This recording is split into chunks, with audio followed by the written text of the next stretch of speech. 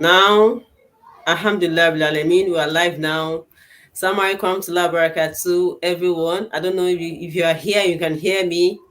Please respond to salam and say something. We are now in day 3, and the third session of today is on trauma, parenting through trauma. And this topic is something that is amazing that I look forward to hearing, because the speaker that we have brought for you is a specialist in that field. All the things that you have been asking me before, that you say that trauma, shaking let's what traumatic ni any people I should just give him one small knock. That's now traumatic. Those questions that you have always been asking me, that I sometimes don't have answer for myself, not because I don't know the right answer, but because I'm not a specialist in that particular area. Now we have brought to you a specialist in that area that will be talking us through parenting through trauma and opportunities to reparent ourselves. We all have agreed that what we know, that we went through some challenges that mad us in some way, through in terms of how our parents raised us. And now we know that, but do we really know deeply how much that's impacted us and how we can prevent that with our own kids, while at the same time healing our own self? So here is an opportunity for you to learn. So I advise you to share this video. If you're watching us live, share it with somebody, tag your friends here. If you're watching us on YouTube, if you're watching us on my personal, on our official page, tag a friend to join us there. And if you're watching on the Facebook group, call your friend to attention so they can join us. I'll introduce to you our speaker for today in the person of Amina Yunus Ali, and I'll try to just go through her profile in few minutes. Amina Yunus Oluwatosin Yunus Ali is a certified neuroperformance consultant and a master practitioner of neuro-linguistic programming (NLP), which affords her the competence to use therapeutic tools to help clients identify and heal unresolved childhood traumas. So when I tell you that, so the person I'm bringing here is an expert. Don't doubt it though. She's going to help you identify and heal unresolved childhood traumas, processing, and many psychological roadblocks hindering a healthy lifestyle. So if there's that thing that has been affecting many of us, that is not making us reach our full potentials, she's just good at what she does. So you can reach out to her personally to identify your own traumas and heal from them. So I'm introducing to no other than our own amiable and very calm Sister Amina Oluwatosin Yunus Ali. Assalamu alaikum. Thank you for joining us, ma. Assalamu alaikum wa rahmatullahi wa barakatuh. Walaikum salam wa barakatuh. It's such an honor to be here, Jazakallah khairan, for inviting me, Sister Shakira, and well done. I've been catching up on some of the replays. Well done, sis. It's been amazing. The erudite speakers that you've brought so far have been, subhanAllah, fantastic in how they've shared their knowledge as well. Thank you so much for this platform. Jazakumullah khairan for having us. So should we go ahead with your okay? Star Khadija, can you help us with that? Okay. All right, so assalamu alaikum warahmatullahi wabarakatuh, everyone. Thank you for having me here. I'm super glad to be here. So I'll be talking about parenting through trauma, and as much as I can speak about this for like 12, 24 hours, the truth is it is not a part of my job that I enjoy, because it is often a painful topic that not many people are, are happy to actually discuss. So, parenting through trauma. First, I'd like us to check in. If you are here and you can hear and listen to me live, as I'm asking this question, just click write yes or no. Um, write yes if you've ever been sad. Write yes if you've ever been happy. Type yes if you've ever been excited. Type yes if you've ever been surprised. Now type yes if you've ever lost someone. Type yes if you've ever felt betrayed by someone. Type yes if you've ever felt misjudged or misunderstood. Type yes if you feel comfortable, if you've ever experienced a parent separation or divorce. Type yes if you've ever had a feeling of abandonment or neglect or feeling of being unloved, unseen. Now, all those questions that I've just asked are sometimes things that, in most cases, our Africanness, and I mean no apology in mentioning this, our Africanness would make us believe that these are things to, that they are normal, natural human emotions. Especially the last five, from starting from the moment of losing someone to feeling betrayed, being misunderstood, experiencing parent separation or divorce. In fact, sometimes even having seen your parents fight one way or the other are things that, we're like, oh, well, we'll get over it. You just go through it. But how do these tie into trauma, and how have they impacted the way we now parent our children? Are some of the things that I am hoping that this presentation will help you to understand. So we can move on to the next two slides, please. Or can I change the slides myself? Okay, so the next one, please. All right, so basically, when we think about trauma, the first things that come to our mind is at these types of these three pictures: a motor accident, natural disaster, or even war. But beyond this is the very fact that trauma goes way more beyond this, and there are many faces to it. So there is. We can go to the next slide.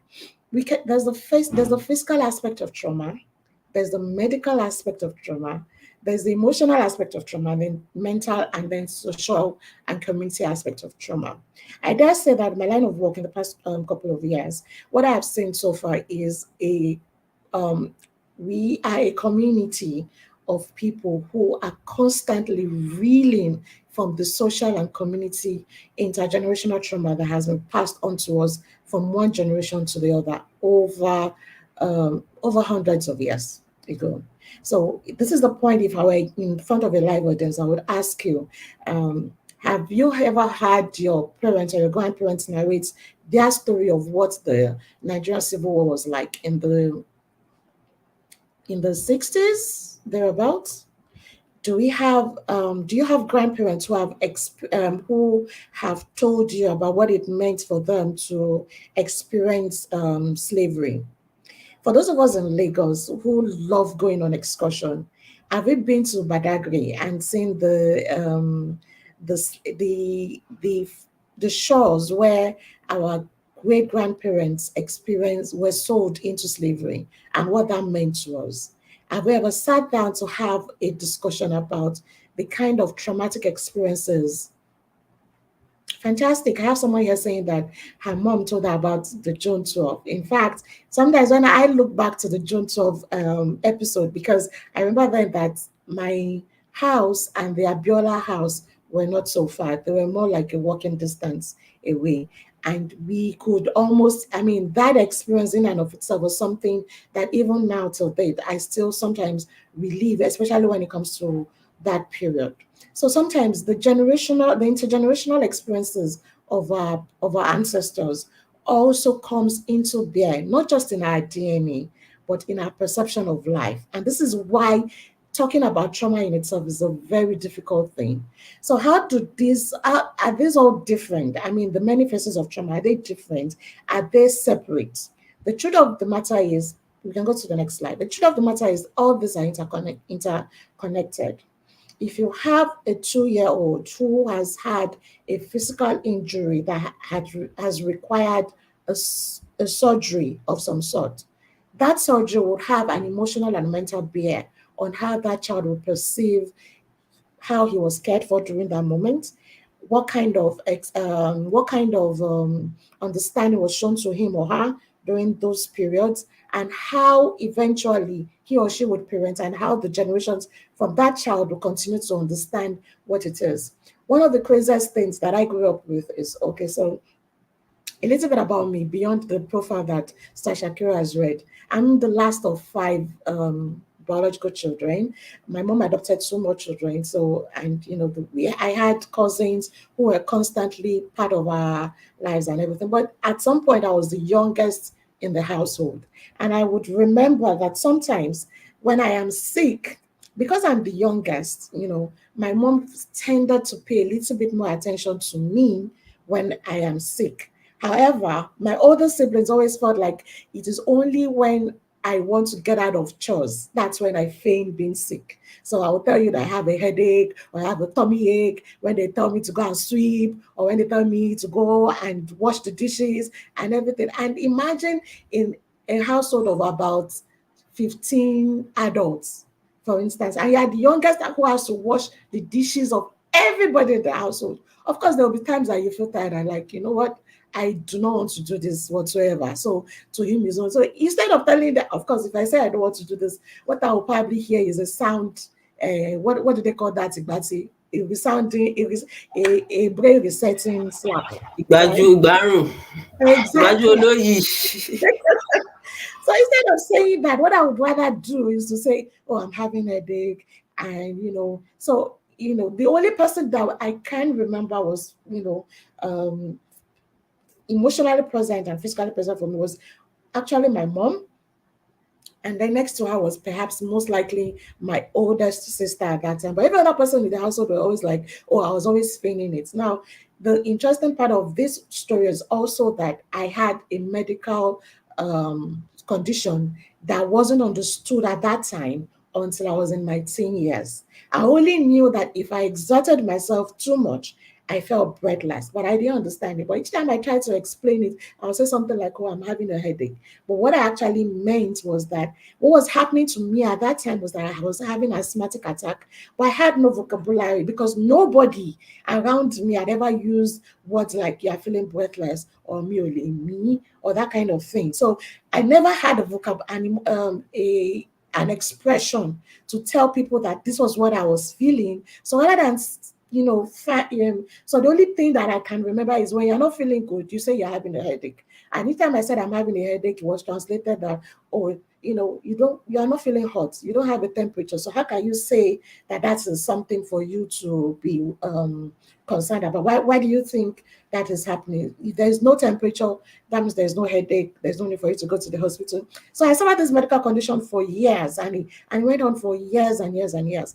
Now if you look at that experience in itself, the very fact that my emotional and mental state were not attended to on the basis of my medical and physical state, if I had not gone into the work that I'm doing now and I continue to parent like an African parent would normally would, what that would also translate is that when I notice for my daughter, who interestingly also has a similar medical condition, I would not notice it, and or I would pretend that it is not existing. So this is how all this are related. Our social and community trauma often informs how our emotional and mental state is, and this is why, as much as they said Nigeria will be suffering and smiling, I find that to be um, an actual a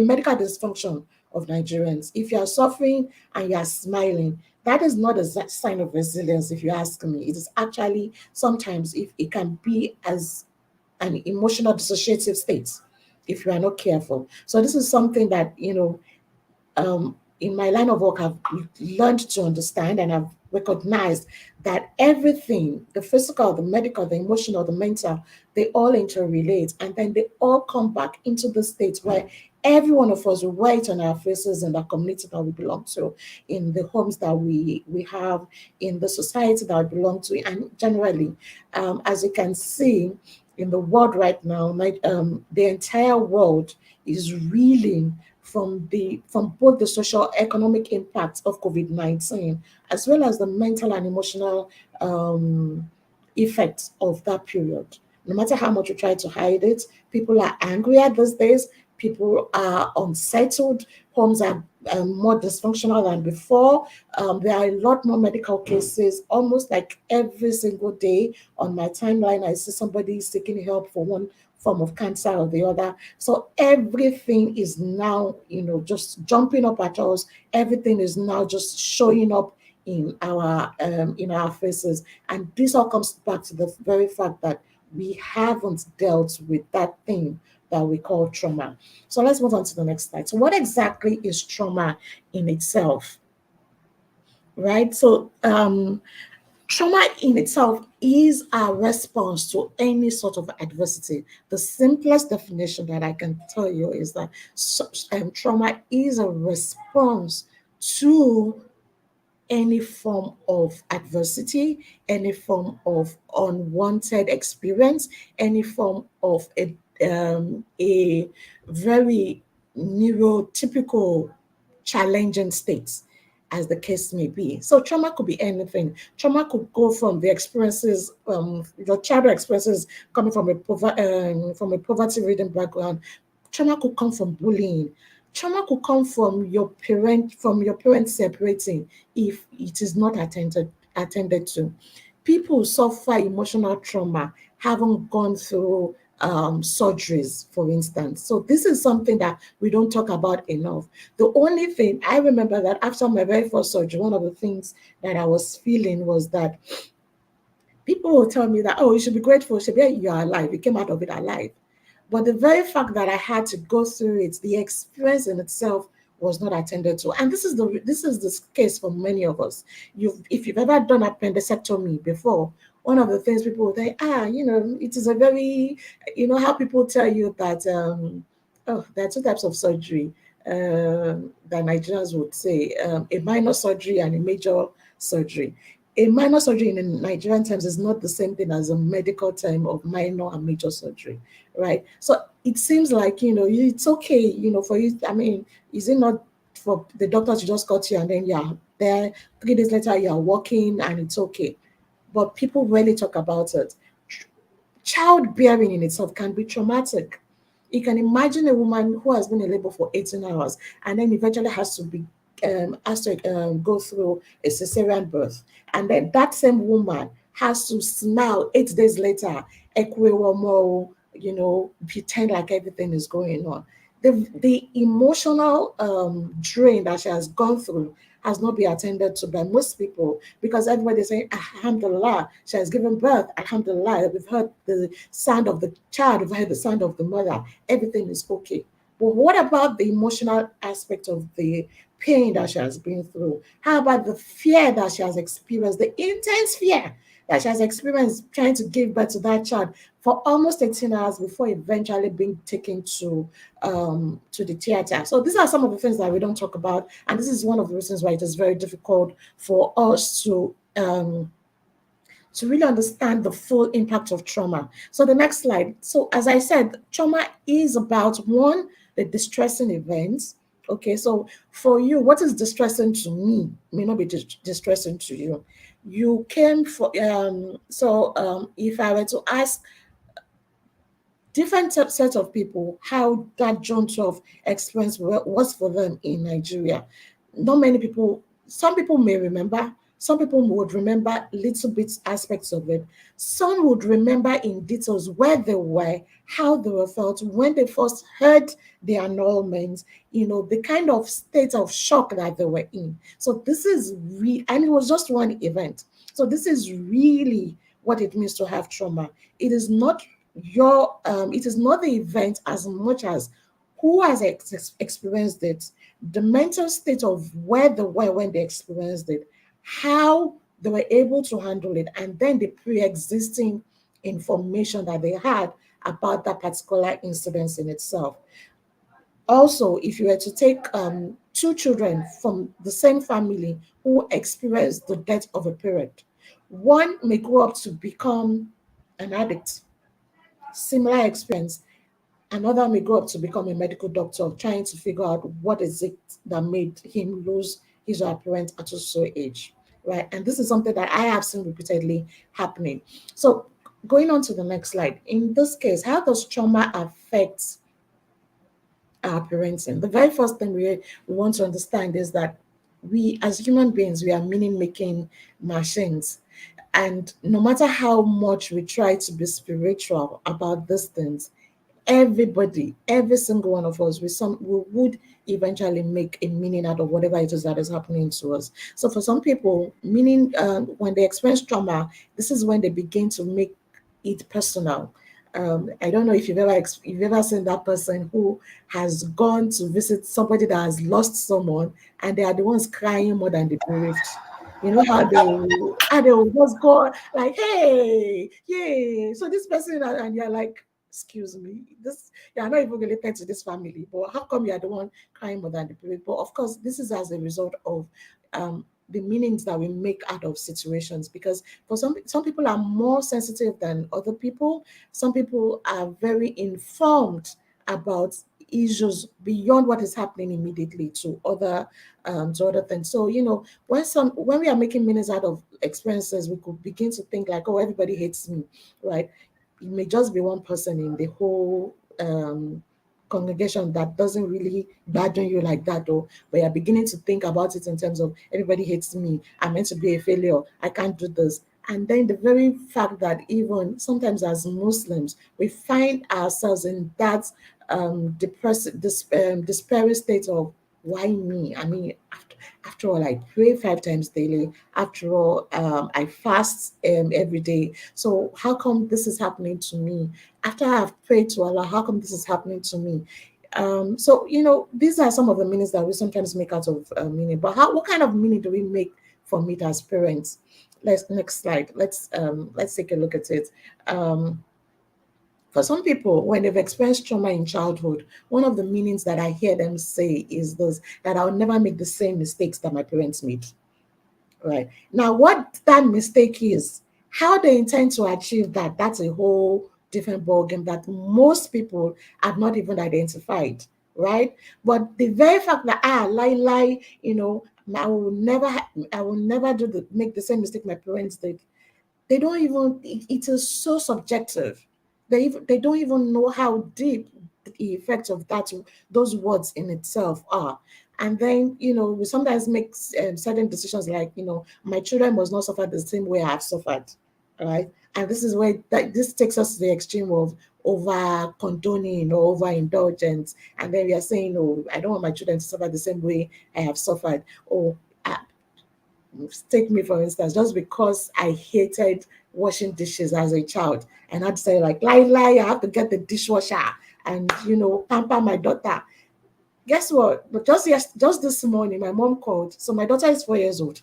My mom called and said, "Oh, your daughter finished eating yesterday." And she was very insistent that she wanted to wash her plates, because she said that my mommy said I must always wash my plates after eating. And I'm like, I mean, yeah, but that's the rule in our house. It's like, subhanallah, subhanallah, that she didn't expect such a thing. I'm like, well, alhamdulillah, because one of the things that the information that I had from childhood was that washing dishes was a chore.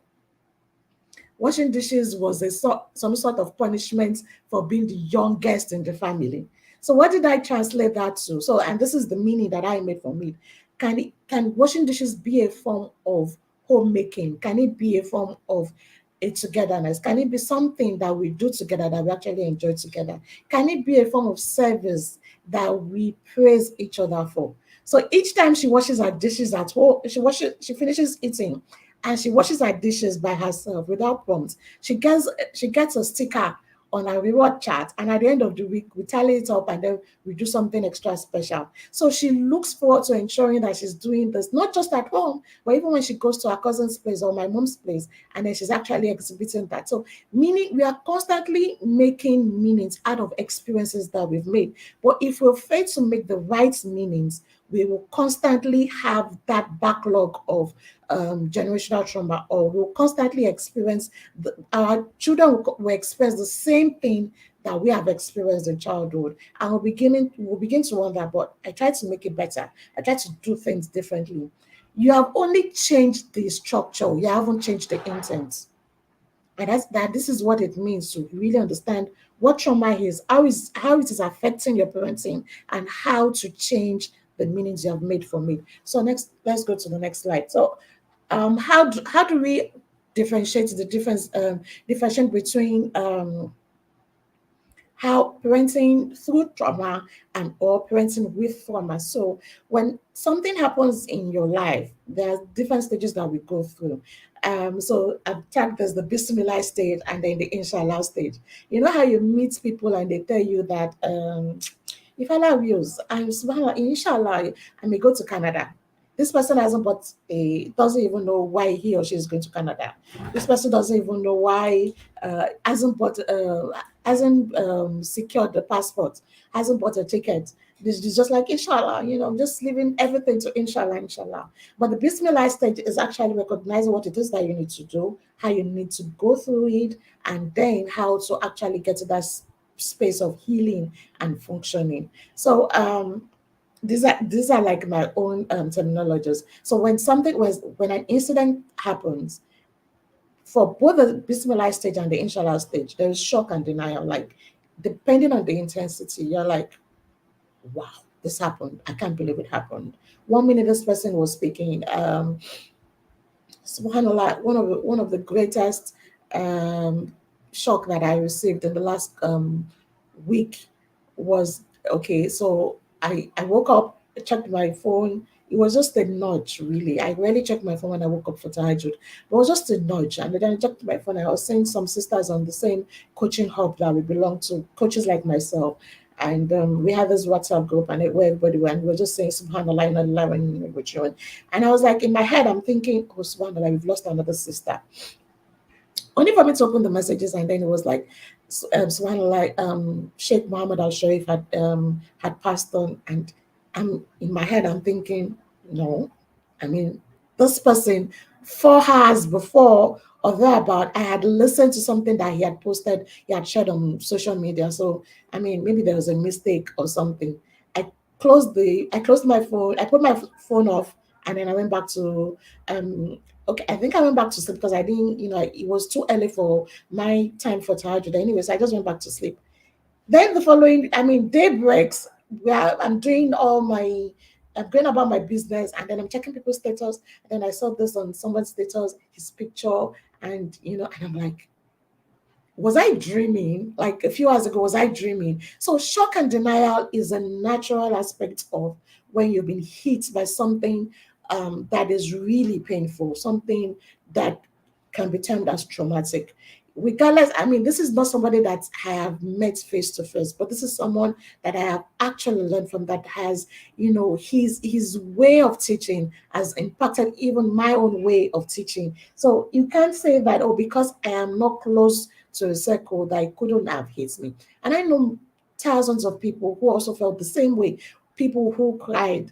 In fact, when I was watching the closure video, or done by one of his friends and colleagues, I I still cried 3 days after. That was how painful it is. So shock and denial is part of when something horrible, no matter how much weight it bears in our lives, shock and denial is a natural state.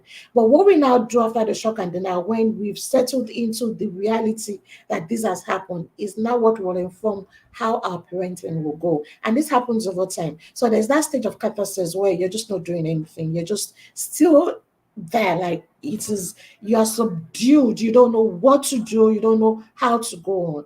Or you feel this stage of anger and you're beginning to feel like, is there something I can do better? Or, this shouldn't have happened. This shouldn't be in existence. There's still so much that this sheikh could have taught us, or there's just so much that I could have done to have prevented this. Then you move into the stage of bargaining, like, oh, maybe if I do this, then I won't lose somebody that is close to me again. Maybe if I do this better, maybe things will be better.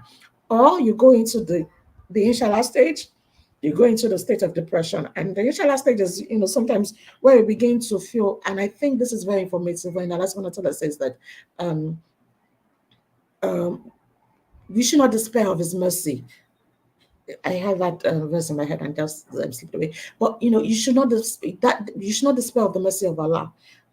Because it is very easy for us to go into that state of thinking that we could have been in control one way or the other if we had done this, or if we had done A, B, C, Z would not have happened, or things like that. And or we just believe, like, what, after all, since Allah is in control of everything, why do I need to do anything? I'm just not going to try anymore. I'm just not going to, this is just too much work. This life is just too much. So I'm just going to pretend and just believe that this is not worth it. Or you go into that stage of acceptance, like accepting that this has happened. What can I learn from this? How can what has happened now inform my future and inform the future of the generations that will come after me? And this is the period of where we begin to make our decisions. The decisions where we make at those times over the period of recognizing something has happened to the time that we are in fact, to this very moment, or to the last couple of days when you've been listening to Stasha Carroll and the arrays of wonderful erudite speakers that have been here, the things that you have learned, in what way have they begin to help you understand what your own background is and how you can begin to do better into getting to that state of healing and then becoming a functional parent rather than recycling dysfunction in your parenting text. So next slide. But before we are able to do that, I think we should really understand what it means to have trauma affect our parenting. Yes, madam. Come back, come back. I'll come and meet you. Ah, sorry about that.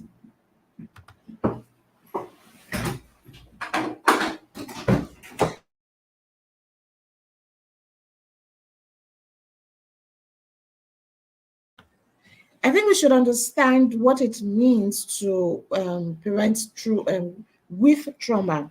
One of the things that trauma does is make us become more aware. Like there's a particular part of our brain that will signify fear even when there's no fear. So we become hypervigilant. And then there's this thing, especially when we think about the African parenting technology. So one of the things that is very common is to assume that all the beating, all the brain resetting that we've received in childhood, they are normal parenting, right? That we believe that there are natural ways to parenting. But think about it. Let me paint you this picture. You're coming back from work. It's been a long day. You've perhaps experienced 3 hours of traffic. And then you get home, right? Your children are on holiday and you've given them clear instructions of what to do and how to do it. But you get home and you're thinking that as you're getting in through the door, that what you're going to see is a very clean home. You're just going to put your bag down, you're going to raise your leg up and just enjoy yourself, only for you to open the door. And right there in the living room, there is water on the floor, there are nylons of candies on the floor, the plates and dishes scattered all around the table. The youngest probably hasn't had her bath all through the day, and then you're like, in that moment, what are you telling yourself as a parent? In that moment, what are you telling yourself as a parent? How are you responding to your children, assuming that the oldest of these children is what, 14 or 15, and he or she is supposed to take care of the younger ones? In what way do you respond, or in what way do you feel welcomed at home? So these are actually things that let us know that, what, this is something that you must have experienced in your own childhood, right? As soon as mommy and daddy are coming, or you hear the sound of the horn beeping, you are running upside down, putting up the TV, making sure the house is tidy, ensuring that things are put in their proper places. Because you know what, the minute your parents walk in through the door, everybody has to be settled. Everybody has to be quiet. Everybody has to say, welcome, mommy, eka boma, eka bosa, that kind of thing. They can't, you dare not even be outside playing with the neighbors. You dare not. And this is something that has made us feel like that is the normal way to parent. However, when you look at your children today, they are questioning your parenting, and you are looking at yourself like, àwọn ọmọdé sìn wọ́n ti bàjẹ́ gan.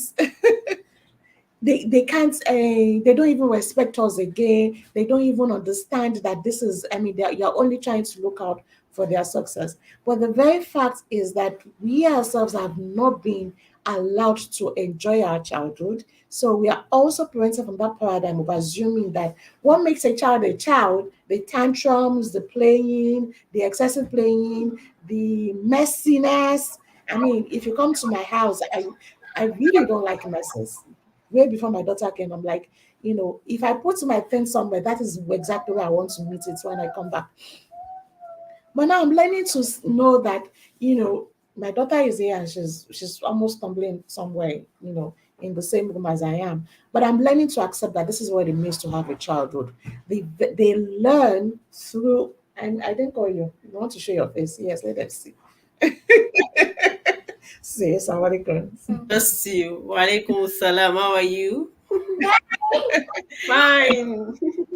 Right? So, the very fact that children learn through play, they learn through messiness, they learn by actually expressing themselves. That is what it means to actually parent. But when you've experienced the kind of traumatic parenting that we've been through, we are addicted to perfection, not excellence, addicted to perfection.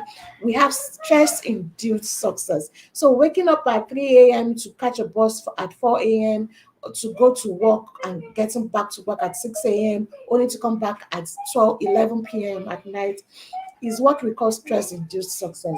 There is no break, and you call it suffering and smiling because, hey, guess what? This is the same thing your parents went through, and this is how they have made you believe that that is what success is supposed to be. Ask an average Nigerian if they've ever taken a vacation, and the answer you will get, I'm not talking about the rich and famous here. I'm talking about an average hardworking Nigerian.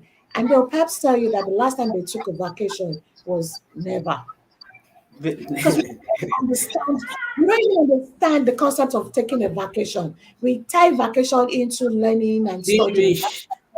We tie vacation into buying things from people, into going for buying and selling. This is when we go to the market to go and see what shipping to Nigeria to come and sell. We don't understand the concept of doing absolutely nothing and staying Wow. still just to Hmm. reflect, refresh. We don't.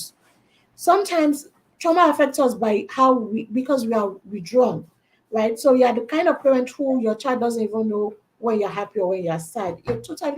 You have this emotional withdrawal, and then there's this constant fear of failure.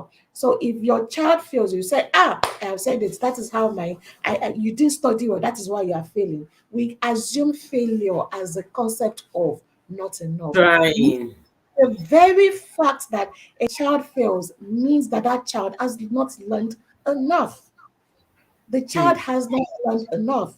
So it is we constantly want our children to be, I mean, and my daughter started school, I had to learn how I was going to be praying for her success, because I had to transform the process of understanding that when I'm saying that, you know how this Yoruba prayer, Allah, my, oh, subhanallah, I keep forgetting. So there's this kind of prayer that we tell ourselves that our children should be the head and not the tail. Ọmọ mi aṣíwájú ni kò ṣe má ṣe ọmọ mi lérò ẹ̀yìn. Ẹni iwájú ni kò ṣe má ṣe ẹni ìdí. Thank Orí ló máa you. jẹ́ òní jẹ́ ní irú. Oh, but please tell me, what about those that who are struggling to be followers? Sometimes your child has to learn to follow so that they can learn how to lead. So when we measure academic failure as a reason for them not being enough, then we are constantly showing them that failure is enough reason for them to give up, for them to believe that their self-esteem is not well built or is not well calibrated, because we ourselves struggle with failure. We are constantly measuring ourselves with others. My friend is 40, let's see Banana Island, and we're constantly measuring up ourselves on the basis of what other people within our peerage have done as against what we ourselves have done. So it shows up. Trauma also affects our parenting in gross misconduct. The things that you have sworn never to do to your children, you begin to do it. That's Igbasi that you hated as a child, you begin to do it to your child.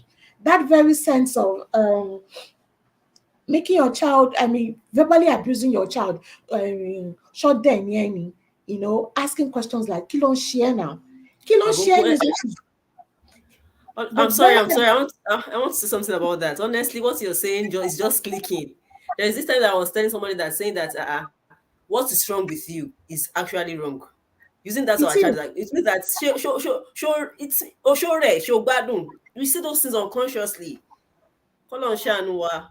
And these are things that we have been used to because this is what we hear over and over again. So the very thing that you're running away from, you are recycling it.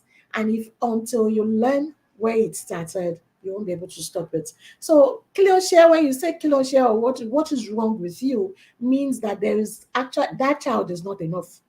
And this is where we begin to actually destroy our children's self esteem. A normal child will have an average SIT of 35. SIT is self identification test. It measures how that child thinks about himself, how that child thinks about his or her successes, how that child perceives himself in the presence of other people, and 40 is the highest. And an average child would have an SIT of 35. But when a child has an SIT of 25 and below, you should know that number one culprit, and I'm going to explain how that is. The number one culprit is often the parents in how they've said certain things or how they've used certain words, how they've not even understood what that child's love language or personality is. So these are some of the things. And then the insecurity and dysfunctional sense of self. Even you are questioning yourself that am I a good enough parent, especially when that child begins to show up with behavioral challenges and you're like, hey, me dem obi tó ti rí kíní yìí o, kí ni mo ṣe mo ti ṣẹ̀ṣẹ̀ kan rí ni. You are insecure in yourself and you're Hmm. parenting from your insecurity because that is what you've been programmed to believe, that each time your child does A something wrong, mistake. it is your fault. Hmm. When you are Honestly, that getting feels too much. when you're I can getting remember myself now. I'm sorry to disturb you. I'm just trying to to express myself. I can't hold it any longer. I can remember myself now when my foster son stole something. He took something. I don't want to use the word stole. Took something from the fridge. A 5 year old. All I was thinking of was, Omode Imadi failure. What will people say? Mutire only a 5 year old, for crying out loud. I was already thinking far. I was not thinking of how to help the child. Kinimadi only. And I remember the experience of me taking that too from my mommy, taking meat from the pot, and she will ask me to kneel down. She will hand the stove and ask me to choose. So that I take pepper and insert it on myself, or I take stove and sit down on it. So we can imagine that you're just right on track. Continue, ma, please. right. So it's a lot, it's a lot. Sometimes we just feel like these are things that we can get over, but really if we've not confronted them, we don't get over them as much as one. So we can go to the next slide. So the behavioral problems of traumatic parenting. Number one, you don't trust yourself and you don't even trust that child that you have, because you've been programmed to believe that every child is stubborn, every child is going to lie to you. In fact, my daughter did not learn the word lying until she got to school, and I made sure of it. So we never use negative words that could imply negative behaviors, not because we don't know they don't exist, but because we wanted to calibrate enough of the positive. So the day she came home and said, "Mommy, you're lying," I'm like, okay, so this is not something that we've ever used in this house before. So where did you get it from? And I have to explain to her when somebody is lying. Of course, she's still a child, so she's still learning the process. Sometimes we'll project our own experiences on our children. So just like you said, the very fact that you were punished for something in childhood, somebody will now tell you that when you now see your child with a similar thing, you will now begin to believe that, hey, God of mercy, for who is this that I'm raising? Um they're going to, this prayer that you do when you're getting married, and say, "Omo to that yeah ni, Ọmọ tó kù díẹ̀ káàtó tí bàbá ẹ̀ èyí tó da ti bàbá ẹ̀ ni, èyí omo tó to kù that." díẹ̀ táàdó ti ìyá ẹ̀ ni. So you are beginning to believe that, oh, every wrongdoing of your child is as a result of your own bad parenting. You go into depression and anxiety, and subhanallah, there are so many mothers who are depressed and anxious, not because of their children, but actually because of themselves. You only think that your children are responsible for it, but the truth is it is you yourself that are putting that load and overburden upon yourself. And then too many of us, whether we believe it or not, those Panadol, aspirin, paracetamol that we constantly use at the end of the day are addiction. It is not because we've worked hard, it is actually because we are not dealing with the pain of the heart. If you ask an average Nigerian, who are you working for? They say for your children. But guess what? These children will leave you. They will even carve their own path. How many of us right now are actually doing 1/100th of what our parents did for us when we were growing young? So you're not actually working for your children. Yes, you're working to make sure that your family is well fed, there's a roof over their heads, the clothes on their back, and things like that. But the truth of it is, the burden that we carry is so much more than we should emotionally carry. And until we let go of that addiction to substance, addiction to misery, some people don't know how to laugh to really enjoy themselves. Addiction to anger, these will continue to persist. So let's go on to the next slide. Yeah, practical one here. If this was any of your child, how would you feel? I What will would you? burst into tears. If it was in me before my album or I don't want to hear who talk to anything. So don't even give me any see. Some 35 years ago, I will wound this child. That child will not even eat gone. Ah, won't tell you. This is 4 cartons of Indomie in a bathtub because the children are trying to play pretend to be like mommy. And then the other one is a child. I mean, do you know the cost of egg now in Nigeria? And you come back home and you find your child thinking, but how you choose to respond to this will inform how traumatic your life, how you are currently responding, how you are currently responding or parenting through your traumas of the past. And that is the mere fact. So let's go to the next slide. Who we are is shaped by significant emotional experiences, our learning experiences, and then significant impact models. Now, the unfortunate thing is that as parents, we pay attention to our learning, our children's learning experiences the more. So, what kind of school we send them to, what kind of friends they have, what kind of toys we buy them, what kind of TV they watch, but we very rarely do we pay attention to their significant emotional experiences or their significant impact models. Let me explain the significant emotional experiences. When your child is crying, like really tearing up over, oh mommy, my toy just broke, mommy, my toy just broke, and the next thing you say is why? Is that why you are now whining? Is that why you are now doing this? Shebi I've told you not to play with it, to handle it with care. That serves you right.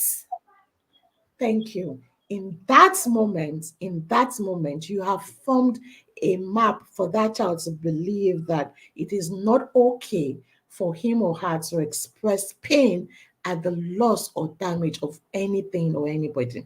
So the next time you have a headache and you're telling that same child that, oh, mommy is so tired, mommy is having a headache, and the child is looking at you or saying, is that why you are now whining? Please remember that you informed that child first and foremost, because you are constantly showing up for how you are constantly showing them how to respond to significant emotional experiences. This is I'm one of the sorry, man. reasons.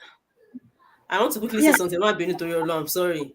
I'm just it's trying. okay. Just an insight just came to me now. I've not thought of this before, but sharing this now makes me remember.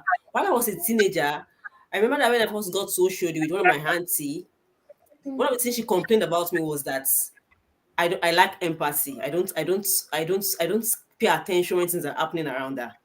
And I realized that it's true. Just talking now, when I usually complain about pain, ó ti rẹ̀ mí, mo fẹ́ sinmi nígbà yẹn, kí ló ṣe tó ti rẹ̀ ẹ́? Wàhálà wo ló ṣe? Èmi tí mo ṣiṣẹ́ látàárọ̀ tí mo bá ń ṣe kíni kan àti jẹ àti mu. So it actually influenced how I see people too when they are going through something that is painful. I'll be like, kò sí kankan bẹ́ẹ̀, you are going to come over it. So obviously the experiences that we create for people over time through their pain can shape how they respond to other people too. Thank you for that. Yeah, exactly. Because emotional experiences doesn't have to do with what we believe is right or what we believe is okay. It has to do with how that person has seen it. Now, the most important part, which of course is what I've mentioned before, is our significant impact models, the same. So think about, let's go to the next slide. Then we'll come back to this. Think about your phone. Okay, no, it's not here. I think, sorry.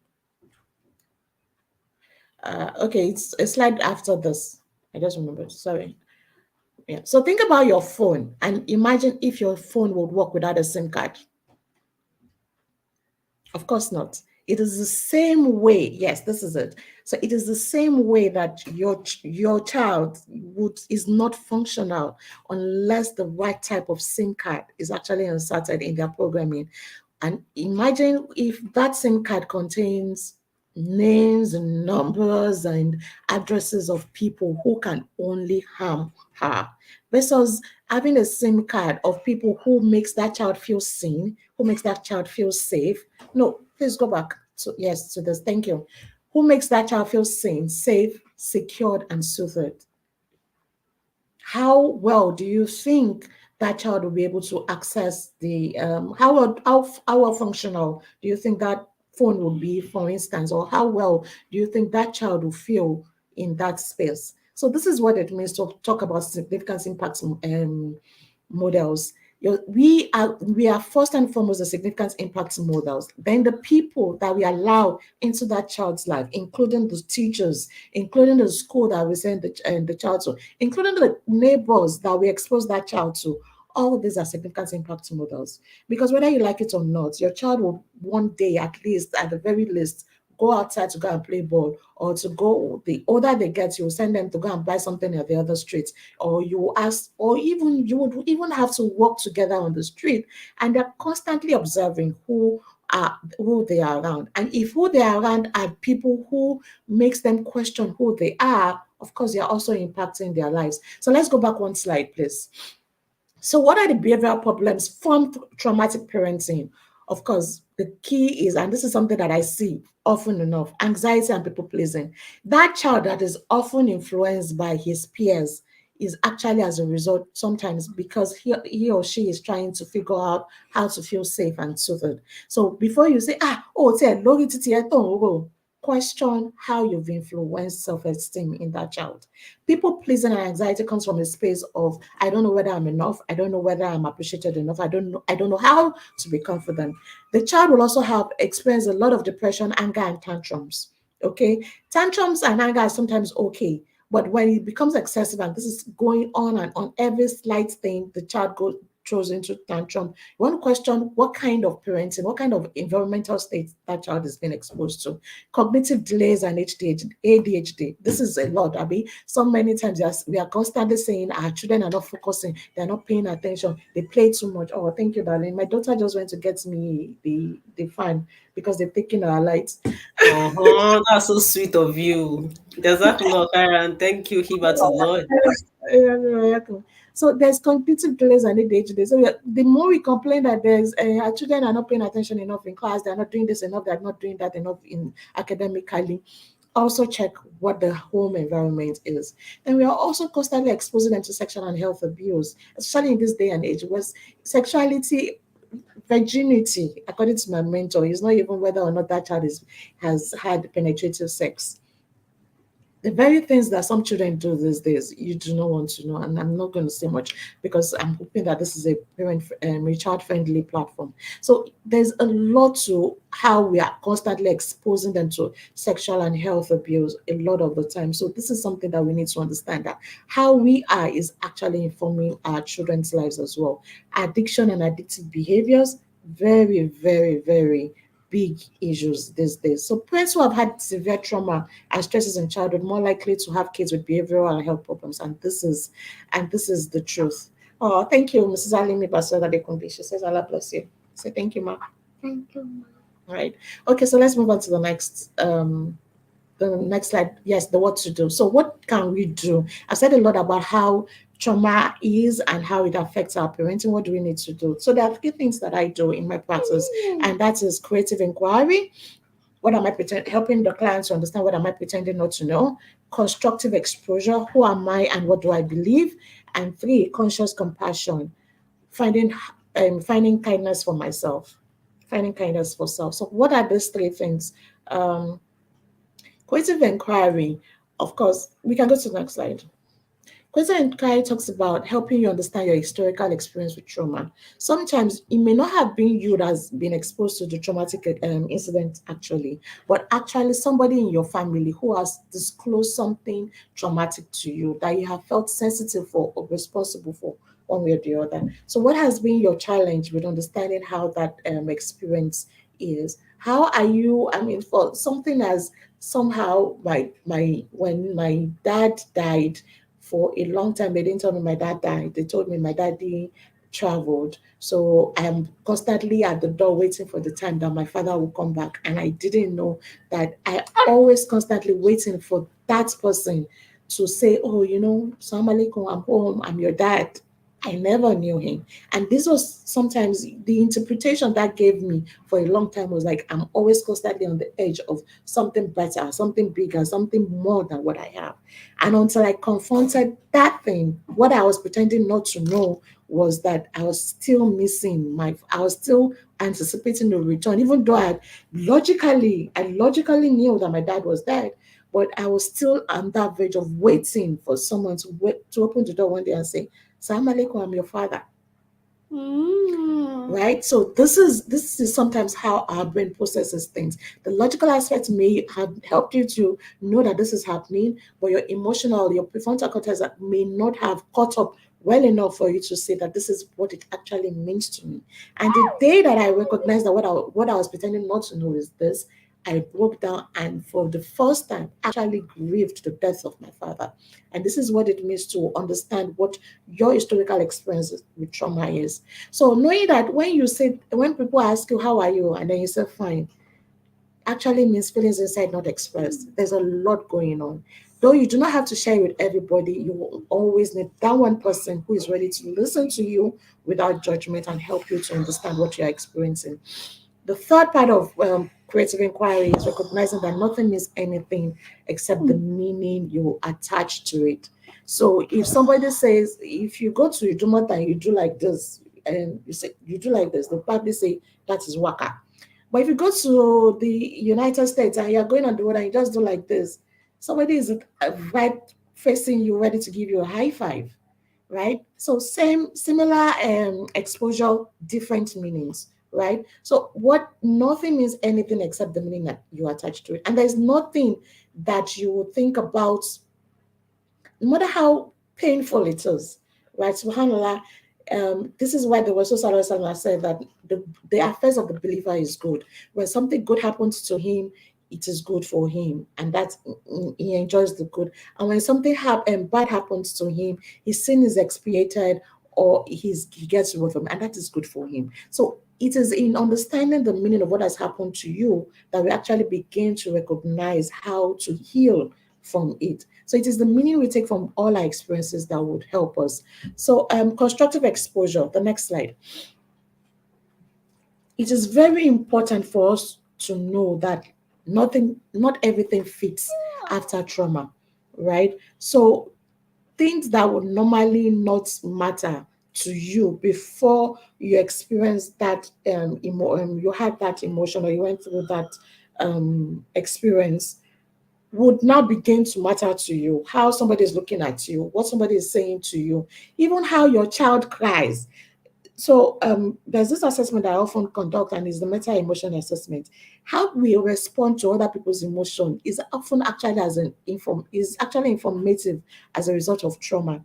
Because guess what? When your child is crying and you are feeling irritated, it is actually because you yourself have been taught that responding to cry has to be an angry emotion instead of an empathetic emotion. So rather than triggering your empathy, it is triggering your irritation, it is triggering your disgust. This is as a result of how you have responded to as well in childhood. So not everything will fit after trauma, and you have to understand that it is going to take you time to reparent yourself. So some things will trigger and some things will, but for every trigger, there is a calm kill. I don't want to make this too academic. That's why I'm not going to talk about the picture that you're seeing here, but it's a very instructive one. Trauma affects our prefrontal cortex, how we think, our personality development, and the way we behave. It also affects our amygdala, our emotional memories and regulatory behavior. But often enough, it also affects our memory, what we remember. You will find it instructive that sometimes, in fact, we would deliberately forget some parts of our childhood because they are very painful, or the meaning we've taken from them has been that painful that we just don't want to go through them again. So it is very, when you're working with a therapist, one of the things they want to do is to carefully and constructively expose you to some of the things that you've been through so that they can actually be help you to unravel them and then help you to find better meanings for those experiences. All right, the next slide. Conscious compassion. Yes, and this is like understanding that compassion, the scale of compassion is empathy. And empathy is always asking that question in the sense of trying to understand how does this what does this inform me? And how can I be kind to that person? How can I be kind to that person that experienced this? It also helps you understand that you see, these are parents, they did the best they could with what they knew. Even the ones that were overly that parented us from their own trauma in such a way that was painful. Mama, do you want to sit down there and wait for me? Thank you. You can take your phone. Thank you. Right? Even those that have parented us viciously or violently, they did the best they could with the information, with the resources that they have. The resources could never have been enough for us because we were also hurt. But can we begin to recognize that even they had their own story, just like we have our own story that we may need to at some point tell our own children. So we have to recognize kindness and the limitations. You are not the be all and you're not the end be all and end all for your children. They are going to find more resources outside of you, and you have to be okay with that. You have to recognize yourself that you can't do everything for your children. This is why it is very important, and this is what I often advise parents to seek help even for their children, not just yourself. It is very important before you come to me, for instance. I no longer just say I want to speak with the child.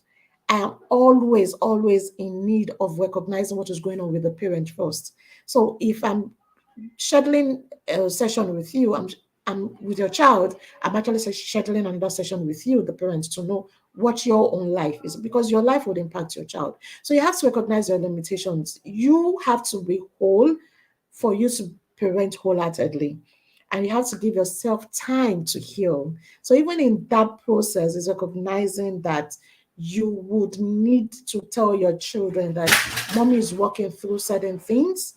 Please give her time. So if she's still shouting, so don't go saying, oh, because I'm going for therapy now, automatically everything in the house will change. And then the next time you shout at them, you're like, and you're going to therapy. No, don't know any.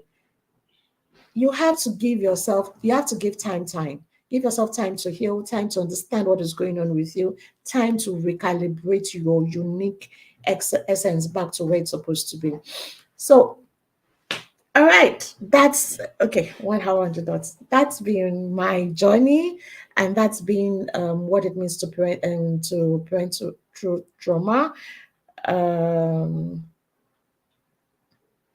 Okay, I missed what Ifedola Kwabakare said, but I'm also sorry, and I pray that Allah pours His comfort upon you and your family. All right, so that's the end. That's the final. This is the final slide, actually. Yeah, thank you very much. I get that. The same way you thought your dad will knock on the door someday. So, well, I pray that you find consolation. Thank you. On the screen. Yeah, I've seen the. Okay, Jazakumullah khairan for honoring us with this your time. We ask Allah to reward you.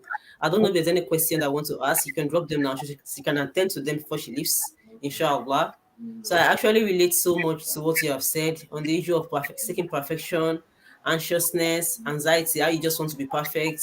You associate failure, your child's failure to your own individuality is something that I personally experienced because one of the things that I struggled with was my own academic performance. So the moment my son I started hearing complaints in school, even though deep down I know that my child is not supposed to start writing at that age because of my own training and my own line of study as a teacher. I could not actually Uh-oh. I've lost that. Is that me?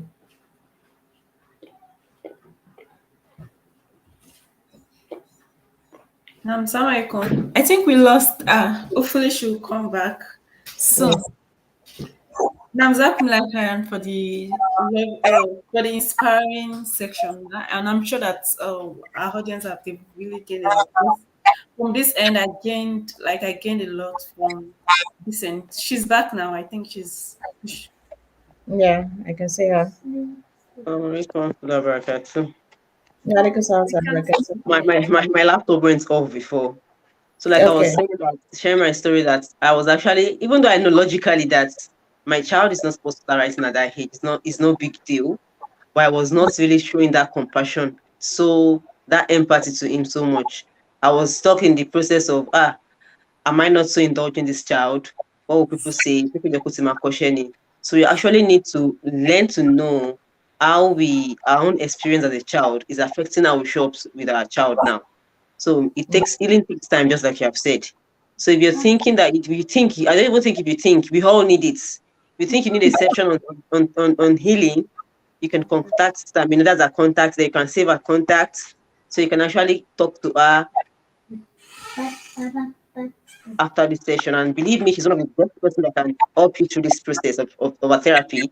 She has that soothing voice. She has everything that is that calmness, something that I actually I love so much about her. Allah's giving her that gift. May Allah bless it for you, man. We really appreciate you for joining us. May Allah reward every effort that you have put into making this happen. When I first said to you that you're not going to be able to present, I know you are going to be shocked. Like, I know you would have prepared. So alhamdulillah that we have found a way around it. You know, by you talk about you want to prepare. So I thank Allah that you're able to do this. So I don't know if you can see, Sister Khadija, is there any question? You know, I can't see from my hand since I'm using my phone. Oh, I can't see that any question. Okay, I thank There's every just one of some you. comments here. Okay, So, thank you very much for that. Okay, and thank you too for staying tuned. Thank you for Mashallah. staying tuned. It's not enough for us to bring this out and we don't see people to To show share it up. with. So showing up shows us that we actually understand the fact that we need this and we're making effort to learn. And I ask Allah to make it easy for us as we're trying to heal ourselves and while parenting our kids. I see it as an opportunity for myself. That's the way I see that. Alhamdulillah, that Allah's giving me a child that makes me look inwardly at myself at the things that I like. Because honestly, if I haven't given birth to a child, I don't think I would have changed this much. Mama, because I know the kind of experience how was I was then. But alhamdulillah, your child is a gift for you to look inwardly and reflect on your own upbringing and make sense out of it, make meaning out of it, just like Sister Mina have said, and make informed decision.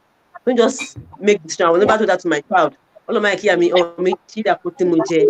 Make informed decision from by empowering your child that even if it happens to them, even if you are no longer in existence, life will still happen to them. But can you give them that compass to know that they can actually make miracle happen with their own self, with the help of Allah? So I hope that everything that we have said here is not used against us on the day of judgment. And I thank every one of you again for honoring us. So by 3 p.m., inshallah, we are going to have our giveaway session. So we have gifts from our sponsors, in person of Kim Baby Care, and also from Canva Egret Media. So Egret Media she's not actually, but she's part of our sponsor. She does not have any gift for us now, but she has sponsored us as a body on our own. So please make it to with us by 3 p.m. so we can just ask some questions and Sister Shaka, there's make something this here that up. I just saw the comments, and I saw someone Okay. say that easily get tired too, but sometimes keep it from people because of fear of being labeled.